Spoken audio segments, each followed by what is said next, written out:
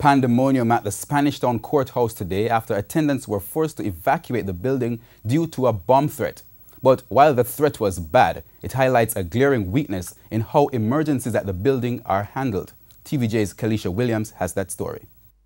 Security personnel, firefighters, all outside the St. Catherine Parish Court in Emancipation Square on Tuesday, responding to a bomb threat.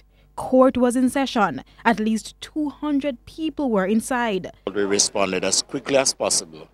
Came, established a cordon, and have those persons inside the building quickly removed from same as well as the prisoners to a safe location before the search procedures took place.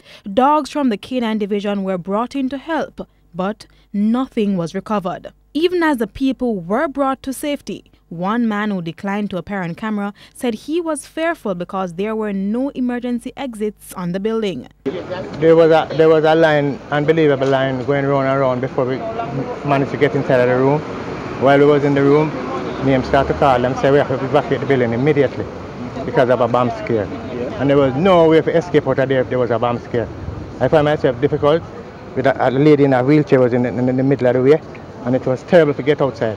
He said it would have been catastrophic if the threat had materialized. We should have a way to get out of there in case of fire or bomb scare. There is no emergency door now, nowhere in there. I mean, they need to do something about that. So there's no wheelchair ramp there? No, sir. There was no wheelchair ramp. I didn't see that. But I know the crowd was terrible, and the lady was in this wheelchair. She almost gets stampeded. I can tell her that. The court proceedings later returned to normal around 12 o'clock.